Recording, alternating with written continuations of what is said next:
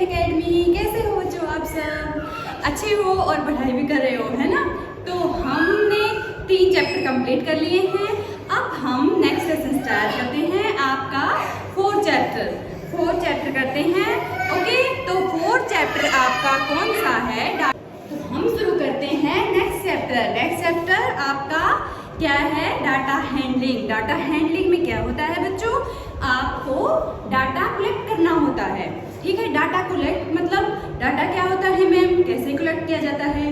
देखो बच्चों, डाटा क्या होता है, आप कोई भी मतलब जैसे नंबर आपकी क्लास में कितने बच्चे हैं, ठीक है, या आपकी टीचर आपकी एक लिस्ट बनाए, है ना, कि किस बच्चे को किस सब्जेक्ट में कितने मार्क्स हैं, ठीक है, इस तरह से लिस्ट बनती है। तो जो रिटन फॉर्म में लिखा जाता है ना, आपकी डिटेल जो लिस्ट बनाई जाती है, या आप डिटेल से ऐसे बनाओ कि कौन से सब्जेक्ट में कितने मार्क्स आए हैं, है ना, या आपके स्कूल में कितने बच्चे हैं टोटल, इस तरह, या आपकी सोसाइटी में कितने बच्चे हैं जो 6th क्लास में हैं, कितने बच्चे हैं जो 5th क्लास में हैं, इस तरह से आप कोई भी लिस्ट बनाएं रिटन फॉर्म में, उसको कलेक्ट करें, इकट्ठा करें, कोई जानकारी इकट्ठी करें, उसको हम बोलते हैं डाटा कलेक्ट करना।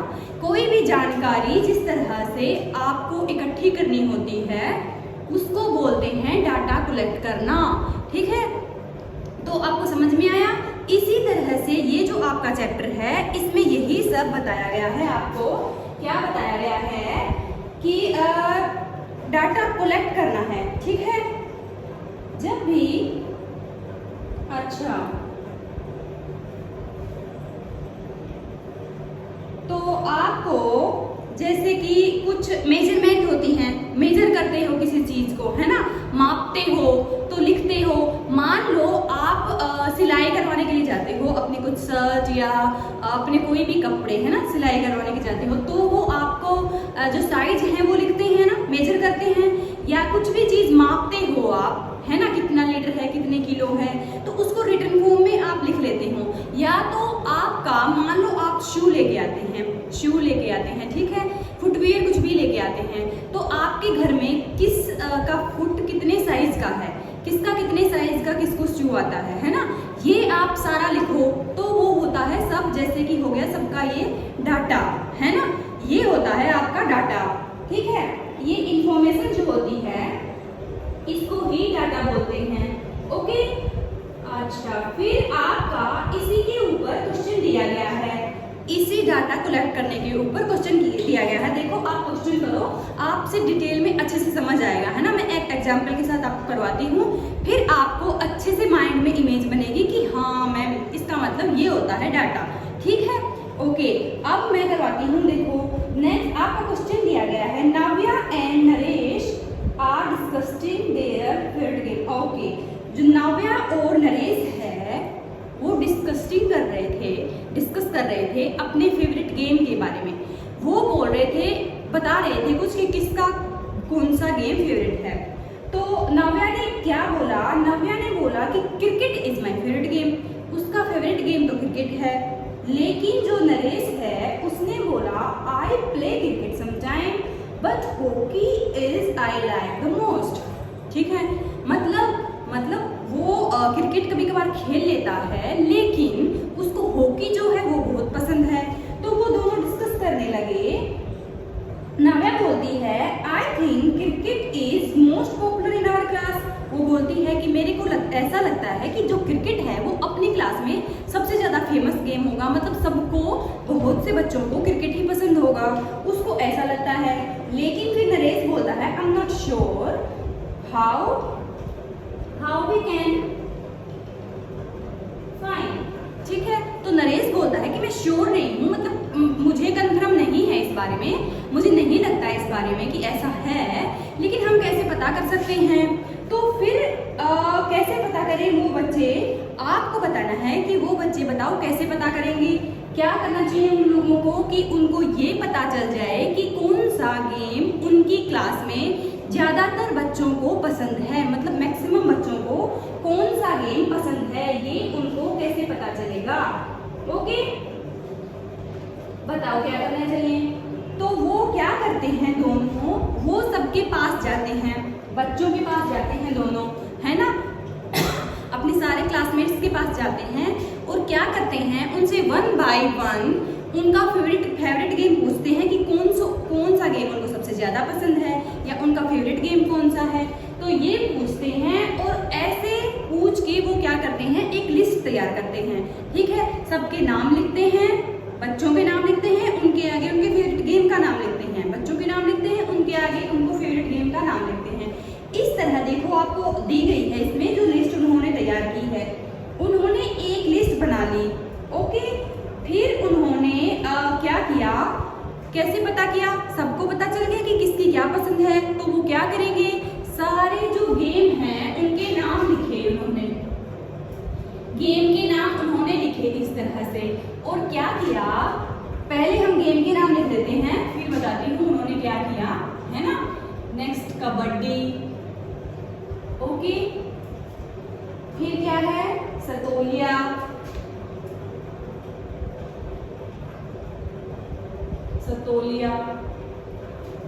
फिर क्या है, क्रिकेट, बैडमिंटन,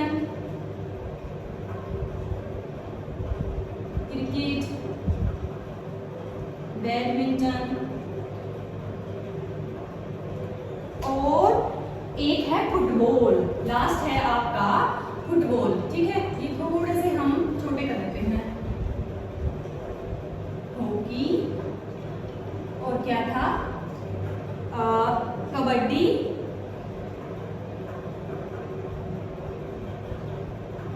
और फुटबॉल मैं इधर लिख लेती हूँ। ठीक है, ओके, इधर मैं फुटबॉल कर लेती हूँ।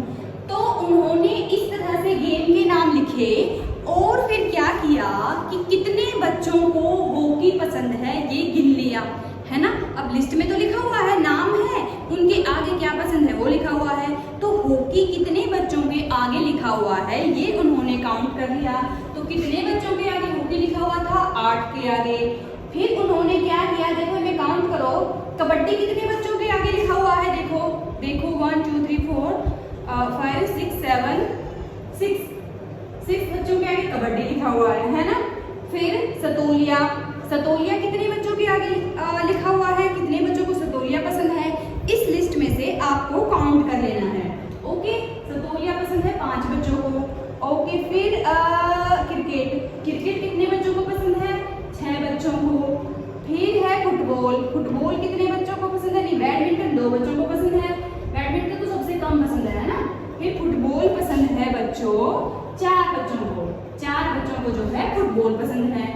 फिर इस तरह पता चल गया, ये उन्होंने क्या किया, इसको ही बोलते हैं डाटा कलेक्ट करना। मतलब उन्होंने सबकी लिस्ट बना ली किसको क्या पसंद है, तो वो क्या हो गया, पूरी जो क्लास है उसका डाटा हो गया कि कौन से बच्चे को कौन सा गेम पसंद है, ये डाटा उनको मिल गया उनकी क्लास के बारे में। इसी को बोलते हैं बच्चों डाटा कलेक्ट करना। किसी भी चीज का एक सामूहिक तौर पे, जैसे एक सोसाइटी का, एक क्लास का, एक फैमिली का, या एक स्कूल का, है ना, हॉस्पिटल का, ऐसे किसी भी एक चीज का, जैसे हॉस्पिटल में कितने मरीज हैं, किस मरीज को कौन सी बीमारी है, इस तरह से कोई लिस्ट तैयार की जाए, उसी को बोलते हैं बच्चों डाटा कलेक्ट करना। तो यही जो इन्होंने किया है, नव्या और नरेश ने, यही होता है डाटा कलेक्ट करना। ओके, फिर इसी पे आगे क्वेश्चन पूछा गया है कि मोस्ट पॉपुलर गेम कौन सा है। ठीक है, मोस्ट पॉपुलर गेम आपको बताना है। अब आप क्या करेंगे, आप बिल्कुल इजीली बता देंगे कि किस गेम के आगे सबसे ज्यादा नंबर लिखे हुए हैं, मतलब कौन सा गेम सबसे ज्यादा बच्चों को पसंद है, वही सबसे पॉपुलर है।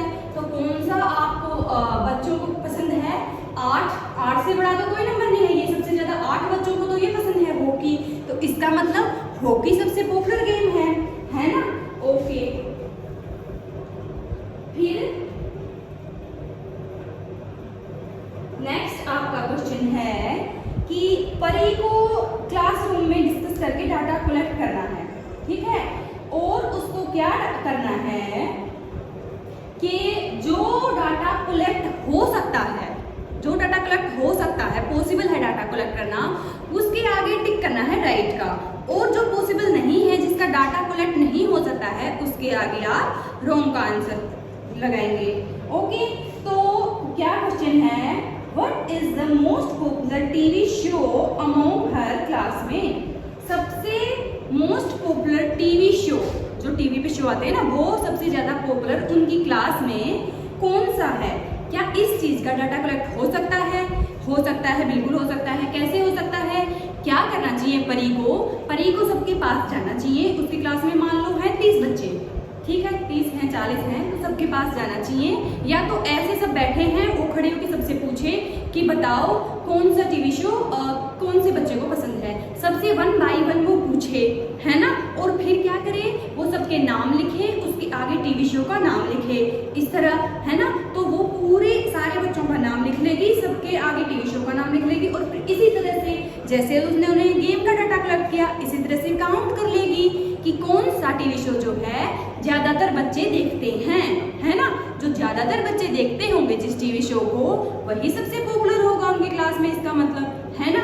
तो इसके आगे आपको क्या करना है, राइट टिक कर देना है, क्योंकि हाँ, इसका डाटा परी निकाल सकती है ना। इसका डाटा कलेक्ट किया जाता है, जा सकता है। देखो, निकाल के नहीं दिखाना है, हमें कुछ नहीं करना है, बस आपको ये बताना है कि क्या इस क्वेश्चन का डाटा कलेक्ट किया जा सकता है या नहीं। बस हाँ तो हाँ, नहीं तो नहीं, क्रॉस कर दो। ओके, ठीक है। When did India get independence? India को इंडिपेंडेंस कब मिली? इसका डाटा कलेक्ट करो। कैसे करोगे? इंडिया को इंडिपेंडेंस मिली, ये आपका कौन सा क्वेश्चन है? ये आपका हिस्ट्री का क्वेश्चन है बच्चों, या जीके का क्वेश्चन लगा लो, है ना। वैसे हिस्ट्री जीके हिस्ट्री का ही है, ठीक है। तो इंडिया को इंडिपेंडेंस कब मिली? मिली 1947 में। इसमें मिली ना, जो मैं आपको करवा देती हूँ, ऐसा नहीं है कि इसका आंसर मैं बताऊंगी नहीं, है ना। वैसे मेरी जीके हिस्ट्री थोड़ी सी स्ट्रॉन्ग है, तो मैं आपको साथ में बता देती हूँ कि इसका आंसर ये आएगा। ओके, लेकिन इसका आंसर बताने की आपको यहाँ मैथ में कोई ज़रूरत है नहीं, मैं ऐसे ही बता रही हूँ आपको कि आपको थोड़ा सा पता तो होगा ही।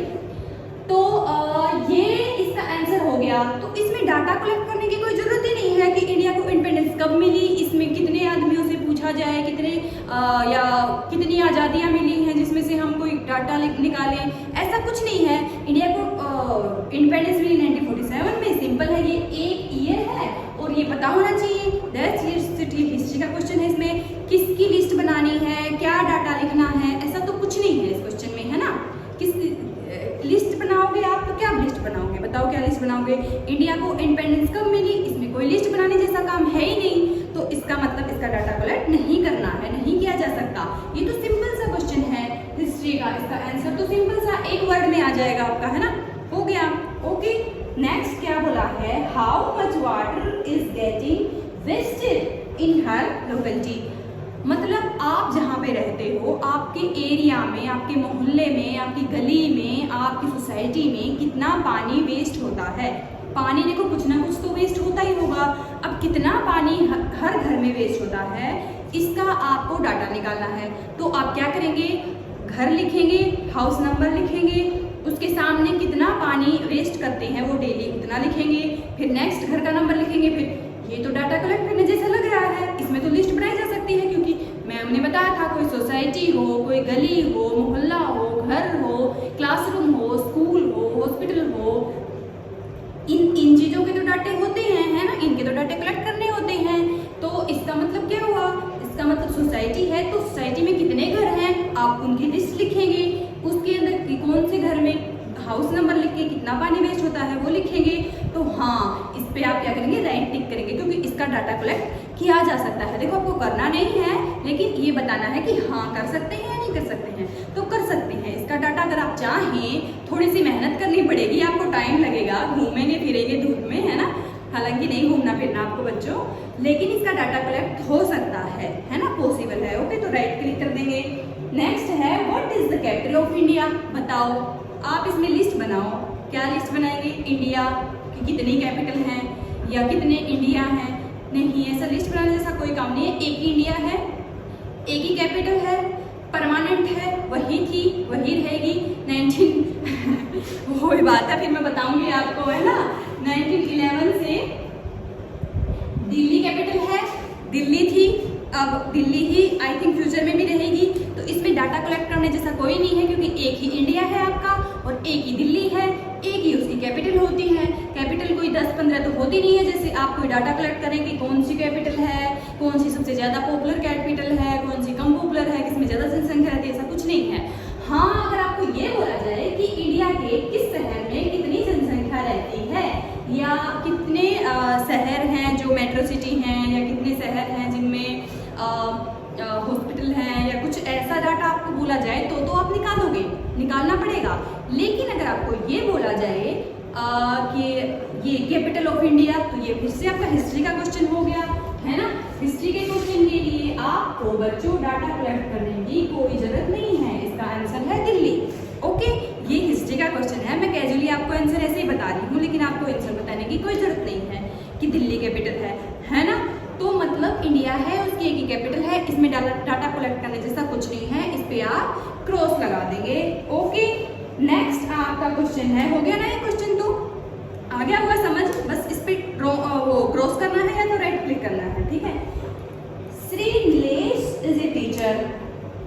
अच्छा, श्री नीलेश एक टीचर है और उसने क्या डिसाइड किया है बच्चों, बहुत अच्छा टीचर था, है ना, अच्छा टीचर था ना, ऐसा टीचर तो होना चाहिए। कैसा है कि उसने न्यू ईयर को सेलिब्रेट करने के लिए बच्चों में मिठाई डिस्ट्रीब्यूट करने की सोची, मिठाई बांटने की। और फिर वो क्या करता है कि वो दुकान में जाता है, शॉप में, मिठाई की शॉप में, और क्या सोचता है कि अब मैं ये कैसे पता लगाऊं कि कौन से बच्चे को कौन सी मिठाई ज़्यादा पसंद है। उस दुकान में जो मिठाइयाँ थी वो थी जलेबी, गुलाब जामुन, गुजिया, रसगुल्ला, बर्फी, ये थी।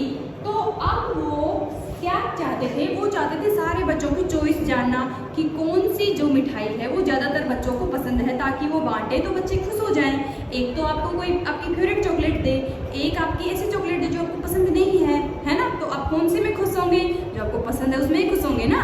तो बस वो टीचर बच्चों को खुश करना चाहते थे, बहुत अच्छे टीचर थे, है ना, वो तो आपके फेवरेट्स में से होंगे, ठीक है। तो आप वो चाहते थे तो मिठाई डिस्ट्रीब्यूट करना, तो उनकी फेवरेट मिठाई, मतलब जो उनको सबसे ज़्यादा पसंद हो, सबसे ज़्यादा बच्चों को क्लास में जो मिठाई पसंद है वो उनको बांटना चाहते थे। तो उन्होंने सोचा अब क्या किया जाए, तो वो क्या करते हैं, जो स्वीट का नेम है वो बोर्ड पे लिखते हैं। स्वीट का नाम इस तरह से बोर्ड पे लिख लेते हैं, जलेबी, है ना, और बर्फी, रसगुल्ला, इस तरह से लिख लेते हैं। ओके, इस तरह से वो लिख लेते हैं। फिर वो क्या करते हैं, हर स्टूडेंट के लिए वो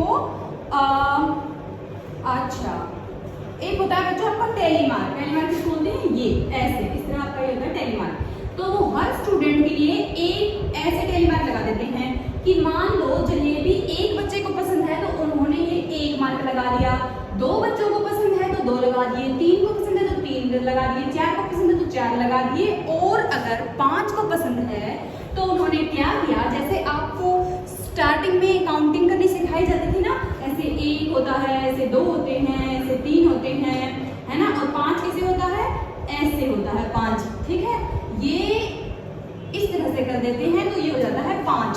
5वां ये हो गया ना टेढ़ा वाला डंडा, 1 2 3 4, और 5वां ये हो गया जो लेटा हुआ है आराम से, है ना।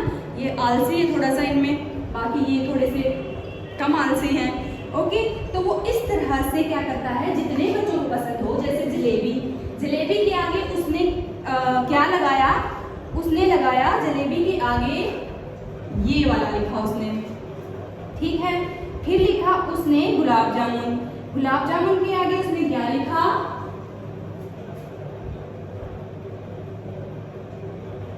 गुलाब जामुन। गुलाब जामुन के उसने क्या आगे उसने क्या लिखा, उसने लगाया इस तरह से। इसका मतलब क्या हुआ बच्चों, आप काउंट करके मेरे को बताओ कि इसका मतलब क्या हुआ। फिर उसने लिखा आगे गुजिया, गुजिया होती है ना, खाई होगी आप बच्चों ने, है ना, मुंह में पानी तो नहीं आ जाती मिठाइयों का नाम सुन के आप लोगों को, है ना। मेरे को ऐसा लग रहा है कि आपका बहुत मन हो गया है कि हाय रे मैम, हमारे भी टीचर ऐसे होने चाहिए कि हमें भी मिठाई डिस्ट्रीब्यूट कर दे। देखो हो जाएगा, बस आप थोड़ा सा फोन के अंदर है, नहीं तो मैं आपको थोड़ी सी चॉकलेट वॉकलेट खिलाई देती, है ना। अच्छा, फिर है आपका बर्फी। बर्फी, बर्फी के आगे क्या लिखा उन्होंने, उन्होंने बर्फी के आगे लिखा ये, तो बर्फी अच्छा, फिर उन्होंने लिखा रसगुल्ला। ये तो आपको पसंद होगा ही आई थिंक सबसे ज्यादा, है ना? मेरे ख्याल से तो यही होगा आप लोगों को। अच्छा, लेकिन इनकी क्लास में ये नहीं है सबसे ज्यादा, देखो। अच्छा, हो गया। तो इस तरह से उन्होंने सारा कर लिया, ठीक है, इजी हो गया। अब देखो, मान लो क्लास में बच्चे हो 50 बच्चे हों, वो एक एक का नाम लिखें, फिर उसके सामने क्या करें, वो मिठाई का नाम लिखें, फिर काउंट करें। इससे तो आसान तरीका है, सिंपल मिठाइयों के नाम लिखो, उसके आगे जितने बच्चों ने ये किया कि हाँ हाथ खड़े किए कि देखो जलेबी हमें पसंद है, तो कितने बच्चों ने किया, उसने ये लगा दिया। छोटा सा डाटा हो गया, सिंपल सा, है ना? और पूरी क्लास का भी डाटा हो गया, इजीली पता चल गया कि कितने बच्चों को क्या पसंद है। अब उनके लिए आसान हो गया कि वो कौन सी मिठाई लेके आए, है ना? तो फिर उन्होंने क्या किया, तो इस तरह से आपको पता चल गया। आपको क्या पता चला कि ये जलेबी जो है कितने बच्चों को पसंद है, देखो इजीली पता चल रहा है ना? अच्छा, ये है 6, ये 5 हो गए, ये 1 6। अच्छा, 5 और 4 ये 9। सबसे ज्यादा तो गुलाब जामुन पसंद है मेरे ख्याल से, है ना? अच्छा, 5 + 5 10, और नहीं सॉरी ये हो गया आपका 13। तो सबसे ज्यादा पसंद है गुजिया। वाह! अच्छा, बर्फी तो 3 लोगों को पसंद है, और ये 5 और 2 7 लोगों को पसंद है आपका रसगुल्ला, है ना? तो सबसे ज्यादा पसंद है गुजिया। तो पता चल गया हमको सबसे ज्यादा बच्चों को क्या पसंद है, तो बस वो गुजिया ही लेके आएंगे और सब में बांटेंगे और बच्चे खुश हो जाएंगे, है ना? ओके बच्चों, ठीक है। नेक्स्ट आपका क्वेश्चन दिया गया है, आपको एक टेबल कंप्लीट करनी है कि किस स्टूडेंट को क्या पसंद है। अच्छा, ये तो यही था, है ना? नेक्स्ट आपका क्वेश्चन दिया गया है, सुश्री संध्या asked her students about the size of the shoe they wear. She noted the data on the board. संध्या क्या करती हैं, अपने स्टूडेंट से, वो एक टीचर हैं, अपने स्टूडेंट से सबके शू साइज पूछती हैं, सबके शू साइज पूछती हैं, और वो जो है उनका डाटा बोर्ड पे लिख लेती हैं, है ना? शू साइज का डाटा। तो सबने बच्चों ने अपने अपने शू का साइज जो है मैम को बताया, और उन्होंने बोर्ड पे मैम ने वो नोट डाउन कर लिया। इसी को बोलते हैं, तो आपको दिमाग में बैठ रहा होगा ना डाटा किसको बोलते हैं, है ना? डाटा किसको बोलते हैं, ये दिमाग में बैठ रहा है। तो उन्होंने देखो आप एक टेबल बनाई है ना? बनाई है, एक लिस्ट उन्होंने तैयार की है। तो उन्होंने बाद में क्या किया, इस लिस्ट को बाद में जितने जैसे कि नंबर थे, जैसे कि 3 नंबर, 4 नंबर, 5 नंबर, 6 नंबर, तो कितनी बार 3 नंबर है, कितनी बार 4 नंबर है, कितनी बार 5 नंबर है, मतलब कितने बच्चों के 5 नंबर है, कितने बच्चों के 6 नंबर हैं, कितने बच्चों के शू साइज 7 नंबर के हैं। ये उन्होंने क्या किया, स्कैंडिंग ऑर्डर में अरेंज कर दिया। स्कैंडिंग ऑर्डर क्या होता है, छोटे से बड़ा, पहले छोटा फिर बड़ा फिर बड़ा फिर बड़ा फिर सबसे बड़ा, इस तरह स्कैंडिंग ऑर्डर इसको बोलते हैं, है ना? ये आपने पढ़ भी लिया होगा ना, ठीक है? तो ये उन्होंने लिख लिया। तो उन्होंने देखो 3 कितनी बार है बच्चों, 3 1 सबसे छोटा तो 3 है ना, 3 से छोटा तो कोई साइज नहीं है इसमें टेबल में, देखो तो 1 2 3, और मेरे ख्याल से 3 टाइम है ना, 3 तो है ना बच्चों, देखो 3 को लिखा 3 टाइम, स्कैंडिंग ऑर्डर में लिखना है तो सबसे छोटा लिखो 3 टाइम है, ओके। सारे लिख लो, सबसे छोटा नंबर सारा जितनी बार है वो पूरा लिख लो। फिर है आपका 4 कितनी बार है, 1 2 3 4 5 6 7 8 टाइम है ना? आई थिंक 8 टाइम है, मैं मेरे को जहां तक दिख रहा है 1 2 3 4 5 6 7 8 टाइम 4 है। फिर आपका 5 है, उससे बड़ा 5 कितनी टाइम है, 1 2 3 4 5 6 7 8 9 10 टाइम आपका 5 है, ओके। 1 2 3 4 5 6 7 8 9 10। फिर 6 काउंट करो कितनी बार है, 6 तो आई थिंक 1 2 3 4 टाइम ही है ना, 1 2 3 4 टाइम 6 है। फिर सबसे बड़ा है 7 से बड़ा नहीं लिखा था आपको। अच्छा, 7 कितनी टाइम है बच्चों, 1 टाइम है ना? लिस्ट में मेरे ख्याल से 7 तो एक बार ही है, ओके।